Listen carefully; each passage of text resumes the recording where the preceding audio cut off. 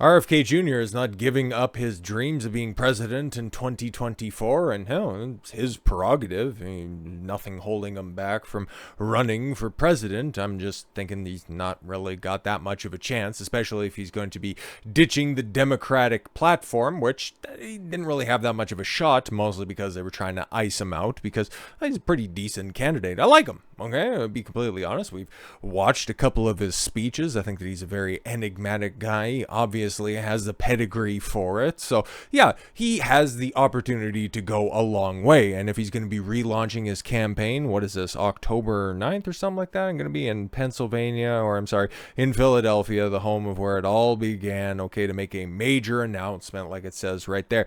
And as everybody speculated, and the super PACs that he has around him have already let leak that, yes, this time, or I'm sorry, by October 9th, it's going to be official, the brand new Kennedy 24 platform running as an independent. Yes, for the first time in a long time, there's going to be a viable third-party candidate. Rip the Libertarians, the Greens, and, well, you know, any other goofy gimmicks that are going to be out there. Yay 24.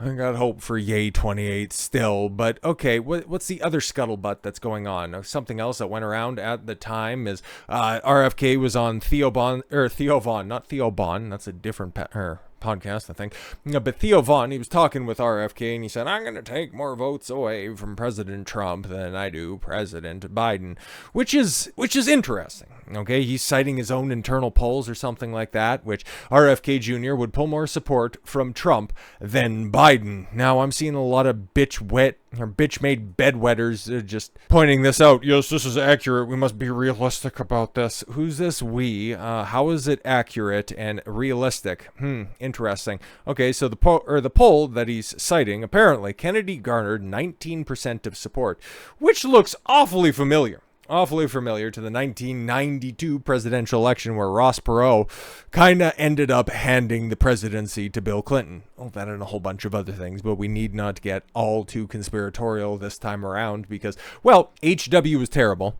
Bill Clinton was still that same establishment hack, and RFK Jr. is not going to be Ross Perot 2.0. I can goddamn well guarantee that because, okay, who's he going to leech off of? Like Ross Perot, he came in and he was more, he was a libertarian. He was still a Republican in some repute. And even like, Wikipedia points out, Bush had alienated many conservatives in his party, by breaking his 1988 campaign pledge against rising taxes, but he fended off primary challenges from paleo-conservative commentator Pat Buchanan. Yeah, nobody was really enthusiastic to go out there and vote for HW. The Democrats, also knowing that, well, prior to this election, the last person to not successfully get a second consecutive term was Jimmy Carter, mostly because, well, he was also wildly unpopular, ended up breaking a bunch of his campaign promises, but he's still a good man, guys. It's a vastly different landscape, and whenever you pull up that example right there, it's going to fall on deaf ears because, yes, Perot was running against two establishment hacks that basically everybody was disillusioned with, so that's why he ended up pulling, like the support indicates right there. What is that? What is it? Oh, 19%, 18.9% in the national election. Oh, interesting. And what's the poll for RFK? All of a sudden, 19%. And a super PAC supporting RFK Jr. commissioned the poll, so you know people that stand to make a lot of money off of an independent run? Weird.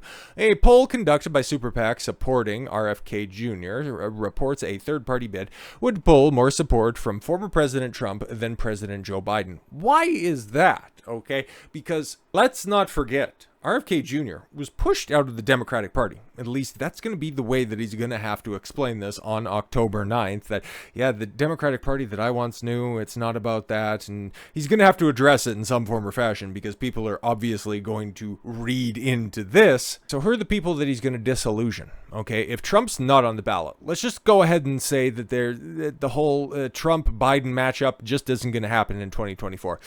Is RFK one of the better solutions? Is he one person that could shake the apple cart from there?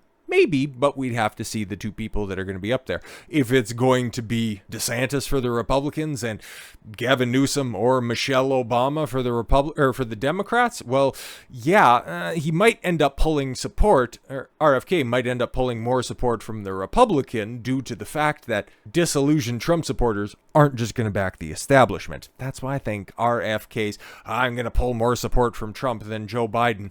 The people that liked you, that did support you while you were running as a Democrat, are going to follow you over to your independent run. Some of the never Trumpers, fly-by-night Daily Wire subscribers, maybe they'll vote for you. Maybe they'll think that, they're paying lip service. Like I said, I like RFK. Would I vote for him? Fuck no. Not if Trump's going to be on the ballot. And that's what you're going to get. The people who are going to vote for Trump, people who are vocally about Trump, are going to fucking vote for that guy, regardless if he's going to be on the ballot or not. They'll write him in.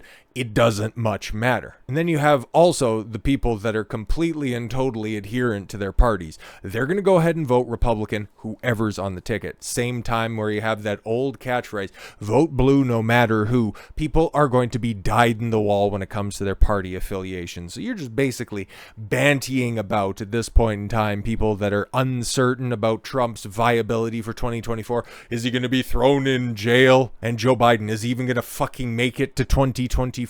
That's what you're dealing with right now. It's going to be big different. That doesn't make a goddamn lick of sense, but it's going to be a wholly different landscape by the time that the rubber hits the road and there's actual caucuses that happen. Once the Republicans and the Democrats start to select their actual candidates to go into 2024. But yeah, okay, let's take a look. Okay, amid mounting indication that Kennedy may abandon his quest for the Democratic Party's presidential nomination in favor of an independent run, voters on the campaign trail have offered various perspectives. Conservative voters have expressed Kennedy embodies more traditional conservative values, while Democratic voters, wary of familiar candidates. It's kind of hilarious that they'd vote for Kennedy, the closest thing that America has to a political dynasty, seek a change and view him as a unifying figure. Yeah, of course, because he's kind of generally common sense on a lot of his positions, but he's also far afield on a few things, like his gun perspective is really borked.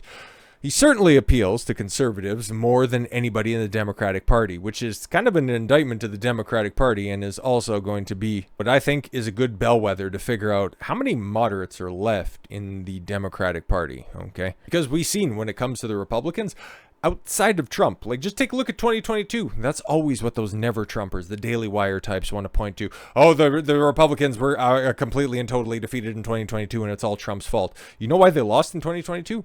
Because Trump wasn't on the ballot. Okay, the bigger turnout in 2020 is proof positive. If you don't want to challenge anything that happened in 2020, take a look at turnout. Trump's on the ballot. People turn out on both sides. So now if you want to take a look at the polls in general, like, okay, just going down here a little bit, Trump garnered 40% of support, Biden secured 38%, and generic independent candidate obtained 17%. Now, is that a generic independent candidate, or is that just somebody who's just, I don't know, just those waffling tards that don't have an opinion and probably shouldn't be voting to begin with? However, when Kennedy was introduced as an independent candidate, the numbers shifted. Trump and Biden were tied at 38% each, while Kennedy garnered 19% support, indicating a decline in Trump's backing. 2% in an independent poll, 2% of never Trumpers that are out there, but yet the 38% that initially supported Biden continue to support Biden. I guess if you want to take a look at that as a bellwether of how many old blue dog Democrats are still out there, you know, the type of person that Joe Biden pretended to campaign as, but in actuality, he's as radical as the most left-falling individuals within his own party. I think that's more damning of the Democratic Party than it is for the Republicans because, yeah, as long as I've been aware, I don't think that there's ever been anybody more divisive in the Republican Party spurning off a never insert individual right there. Like at a local level, a grassroots level, there are people that were not quite enamored with John McCain in 2008, obviously. Mitt Romney, there's a lot of people that ex post facto like to say that, no, he was a bad candidate at the time. Ben Shapiro. No, even at George W. Bush, at the height of his evil rights-restricting powers, nobody was not voting for him if you are a dyed-in-the-wall Republican. Like the last time, probably to a lesser extent, maybe Bush, maybe HW. That was because he was too much of the establishment hack that ended up dragging down the later stages of the Reagan regime. But okay, I could Monday morning quarterback this until I'm blue in the face, but I want to know, what is everybody talking about? So you got Fox News talking about this. Fox News host Jesse Waters, like anybody cares, predicts RFK Jr.'s independent presidential campaign will devastate Joe Biden's shot at re-election. So, okay, he's going to think that this is going to tear into the Democratic Party, because obviously Kennedy's going to have to address the fact that I'm leaving the Democratic Party. He's going to do one of these 2016 about faces. I did leave the left me sort of things. And it's just going to be as antiquated as it seems. Jesse Waters argued that RFK's third-party presidential campaign will cost President Joe Biden's re-election. No, I think Joe Biden will probably cost Joe Biden a second term. On Friday, RFK Jr. released a video in which he shared, yes, a major announcement on October 9th, hinting to an independent party bid in the White House. Kennedy's independent run will devastate Biden's shot at re-election. Kennedy is polling at 15% with Democrats. Yes, if Biden's the nominee, 15% of American Democrats will have Kennedy as an option. Mellon scooping a critical piece, the base away from Joe. Yeah, I think that's fair for the people that take a look at Joe Biden and go, well, I'm a Democrat, but then they can look over and go, well, he's old and he's talking the walls and shaking hands with air. I would always vote for a Democrat, and I'm still going to completely down ballot, so these are worthless individuals. But no, I just for president, though, I don't really know. And there's something like a Democrat that's out there, and I remember JFK, and the Kennedy name is so good because they're such excellent drivers and pilots. So why not give them another shot? Maybe they can get a full shot in Kennedy, no pun intended. At the White House, maybe somebody can get a full term out of that last name. So yeah, that's the way that I kind of see it, a little bit more so. Democrat political strategist and Biden aides reportedly worry that the third-party candidate could siphon votes from the 80-year-old president in a Biden-Trump matchup, creating an easier path to victory for Republicans. But yeah, okay, that's the Fox News perspective. What about the Vanity Fair perspective? Sorry, what? Vanity Fair. Vanity Fair talking politics. All right. Robert F. Kennedy Jr. apparently unconcerned about the prospect of helping re-elect Trump. Oh, so even they're shook. Good to know. Plans to run as an independent. Oh my God. RFK Jr. is planning to announce, what are we doing over there? To announce, yes, an independent run for president next month in Pennsylvania, according to Mediaite. And the run-up to the kickoff his campaign has released it's said to be planning attack ads targeting the DNC. Oh, but I'm going to take more votes away from Trump. Okay. Which Bobby feels is changing the rules to exclude his candidacy, so an independent run could be the only way to go. Yep. The idea of RFK running as an independent in the 2024 election is legitimately terrifying for a number of reasons, not least of which is the fact that he could take votes away from a Joe Biden and help Donald Trump. Even the left is shook by this, and especially if RFK is going to be launching a full-scale war against the DNC. Tell me again how that's negatively going to impact Trump. So with all that said, thank you all very much for the gift of your time. I've been Don Consuelo. I want you to follow your gut and get after it. Take care, everyone.